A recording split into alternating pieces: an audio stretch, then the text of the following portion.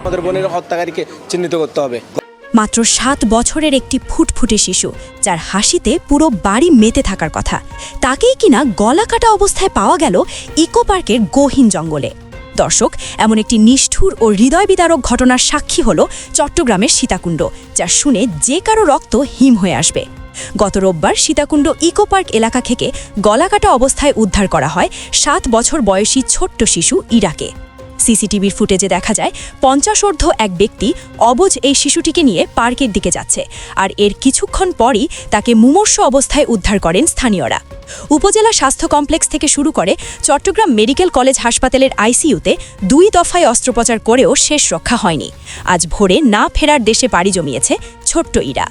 চিকিৎসকেরা জানিয়েছেন তার শ্বাসনালী মারাত্মকভাবে কেটে গিয়েছিল এবং তাকে পাশবিক নির্যাতন করা হয়েছিল কিনা তা নিশ্চিত হতে ডিএনএ পরীক্ষার নমুনা সংগ্রহ করা হয়েছে। এই নৃশংস সীতাকুণ্ডের শিশু হত্যা মামলার তদন্তে নেমে ইতোমধ্যে সিসিটিভি ফুটেজ বিশ্লেষণ করে সন্দেহভাজন সেই ব্যক্তিকে গ্রেফতার করেছে পুলিশ।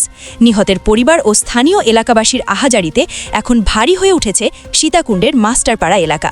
তাদের একটাই দাবি, এই নরপশুর দৃষ্টান্তমূলক ও সর্বোচ্চ শাস্তি ফাঁসি নিশ্চিত করতে হবে। পুলিশ জানিয়েছে আসামিকে জিজ্ঞাসাবাদ করা হচ্ছে এবং খুব শিগগিরই সংবাদ সম্মেলনের মাধ্যমে এই রোমহর্ষক ঘটনার পেছনের মূল রহস্য উদ্ঘাটন করা হবে। এ ধরনের গুরুত্বপূর্ণ আপডেট পেতে আমাদের চ্যানেল NXN নিউজ সাবস্ক্রাইব করুন, বেল আইকন অন করুন এবং আমাদের সঙ্গে থাকার জন্য ধন্যবাদ।